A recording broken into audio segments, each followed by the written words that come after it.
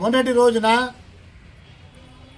చాలామంది రైతులు విషయం నా దృష్టికి తీసుకువస్తే శాంతినగర్లోని ఆ కూరగాయల మార్కెట్ దగ్గరికి వెళ్ళడం జరిగింది.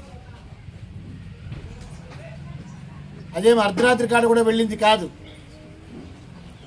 10 గంటలప్పుడు మొదలుపెట్టి పోయినాము, కాసేపు అక్కడే ఉన్నాం. విషయం ఏమిటంటే రైతుల దగ్గర అక్కడ ఏమైతే జకాతి అని వసూలు చేస్తున్నారో, అంటే రుసుము మున్సిపాలిటీకి గుత్తేదారులు 3 రూపాయలు వసూలు చేయవలసిన చోట 10 రూపాయలు వసూలు చేస్తున్నారు. 2 కాదు, 3 కాదు, అంతకు మించి వసూలు చేస్తూ ఉన్నారు. సంచికి 5 రూపాయలు వసూలు చేయాలి, కానీ వాళ్ళు 30 రూపాయలు వసూలు చేస్తూ ఉన్నారు. ఇక తోపుడు బండ్లు వాళ్ళ దగ్గర కానీ, రోడ్లలో అమ్ముకునే వాళ్ళ దగ్గర కానీ, అందరి దగ్గర కూడా 2 3 వసూలు చేస్తూ ఉన్నారు. రైతులందరూ బాధపడుతూ ఉన్నారు. పోయి ఎవరు కడుపు కొట్టేది? రైతులు కడప కొట్టేది. మనకు అన్నం పెట్టే రైతులు కడప కొట్టేది. నేను ఊరికే మాట్లాడతలేని విషయాల్ని గెజెట్లో చూపించి నేను మాట్లాడుతూ ఉన్నా. మీరు ఏదైనా కూడా ఇక్కడ చూడండి, కూరగాయలు సంచికి 5 రూపాయలు కలెక్ట్ చేయాలి, ఒక బాక్స్కి 3 రూపాయలు కలెక్ట్ చేయాలి, కానీ సంచికి 30 రూపాయలు, బాక్స్కి 10 రూపాయలు. ఇంత ఘోరంగా రైతుల కడుపు కొట్టవచ్చునా? ఎవడైనా కడుపుకి అన్నం తినేవాడు రైతు కడుపు కొడతాడా? దీనికి ఎవరెవరు సహకరిస్తున్నారో వాళ్ళందరూ స్పందించాలి. ఎవరైతే డబ్బులు వసూలు చేస్తున్నారో ఒక్కొక్క రకమైన ఫీజుకి ఒక్కొక్క రంగు రసీదు ఇవ్వాలా. 3 రూపాయల రసీదు వేరే రంగు, 5 రూపాయల రసీదు వేరే రంగు, 15 రూపాయల రసీదు ఉంటే వేరే రంగు. ఆ విధంగా వేరే వేరే రంగులతోటి రసీదులు ఇవ్వాలి. ఏ ఒక్కరికి రసీదు ఇవ్వట్లేదు. అక్కడ రసీదు ఇవ్వకపోతే దాన్ని రద్దు చేయొచ్చు అన్నారు. బట్ ఇప్పటికి ఎంతకాలం జరిగింది. మన రాయదుర్గం మున్సిపల్ కమిషనర్ దివాకర్ రెడ్డి ఉద్యోగం చేస్తున్నాడా? ఇంకా ఏమైనా చేస్తున్నాడా? కళ్ళు కనపడడం లేదా? రసీదులు ఇవ్వడమే లేదే. ఎంత వసూలు చేస్తున్నాడా? చెప్పులు కుట్టే వాళ్ళని వదలట్లేదు, వాళ్ళు అందరినీ చూస్తుంటారు. అదేవిధంగా సంత మార్కెట్లో దేనికి ఎంత రేటో బోర్డులు పెట్టాలి. బోర్డులు పెట్టాలి. ఎక్కడైనా బోర్డులు ఉన్నాయా? రాయదుర్గంలో ఒక బాక్స్ కూరగాయలకి ఎంత వసూలు చేస్తారని, సంచికి ఎంత వసూలు చేయాలని, బండికి ఎంత వసూలు చేయాలని ఎక్కడే కానీ బోర్డులు ఉన్నాయా?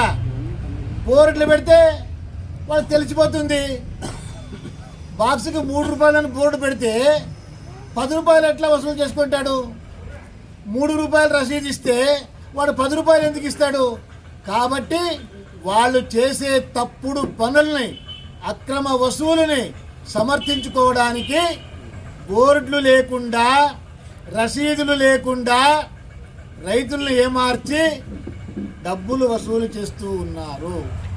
ఎంత నీచంగా వాళ్ళు తిడుతున్నారని మహిళలు కంటతడి పెట్టుకున్నారు. మహిళలు. మా జీవితంలో వీళ్ళు తిట్టినట్టుగా ఎవరి దగ్గర మేము తిట్లు తినలేదు, ఇంత నీచంగా మమ్మల్ని ఎవరు మాట్లాడలేదు, అంత నీచంగా వాళ్ళు తిడుతున్నారు. వసూలుకి ఎవరిని పెట్టుకున్నారు? ఎప్పుడు ఫుల్గా లోడ్ అయ్యి అక్కడ నోటికి ఎంత వస్తే అంత తిట్టగలిగినటువంటి దుర్మార్గుల్నే ఆ వసూలు చేసుకోవడానికి పెట్టినారు.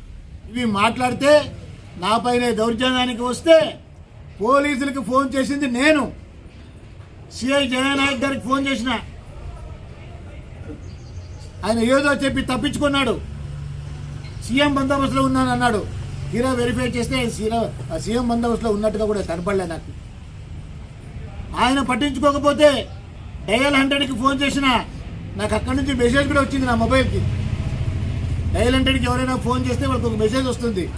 2 సార్లు ఫోన్ చేసిన డయల్ 100కి 2 మెసేజ్లు కూడా వచ్చినాయి. అప్పుడు పోలీసు వాళ్ళు నాకు ఫోన్ చేశారు, సార్ ఏం జరుగుతూ ఉంది అని. నేనే సిఐకి ఫోన్ చేసి దరిదాపు 10 నిమిషాలు ఫోన్లో మాట్లాడినా. ఇక ఏం జరుగుతూ ఉందో ఒకసారి చూడండి అని డయల్ 100కి ఫోన్ చేసిన. అలాంటిది నా పైన కంప్లైంట్ ఇస్తారు. మేము చదుము గ్రామముకు పోయి, నేను మా నాని మా నాగరాజు మిగతా వాళ్ళందరూ చదుము గ్రామముకు పోయి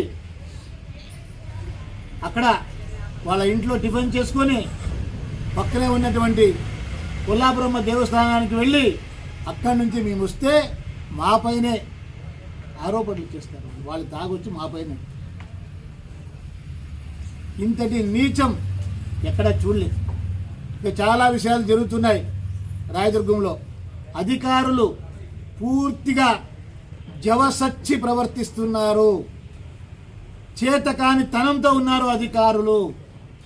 ఏ విషయం పైన చర్యలు తీసుకోవడం లేదు. మేము మా పోరాటం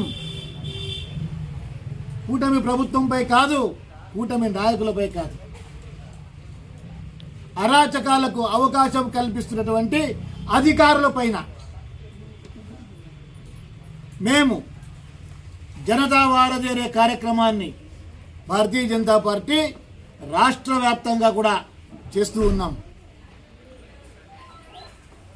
సోమవారం నుంచి కూడా మేము జనతా వారధి, మీ సమస్యకు మా పరిష్కారం అని చెప్పిస్తాం. ఎవరికైనా ప్రజలకి ఎలాంటి సమస్యలు ఉన్నా కూడా సమస్యలు పరిష్కరించే దిశగా భారతీయ జనతా పార్టీ మా కార్యకర్తలు నాయకులు వాళ్ళకి అండగా నిలబడతారు. ఇది రాష్ట్ర వ్యాప్త ప్రోగ్రాం కాబట్టి మేము అధికారులు తప్పు చేసినప్పుడు, ప్రజలకు నష్టం కలిగినప్పుడు తప్పకుండా పోరాడతాం. ఏ స్థాయికైనా మేము పోరాడతాం.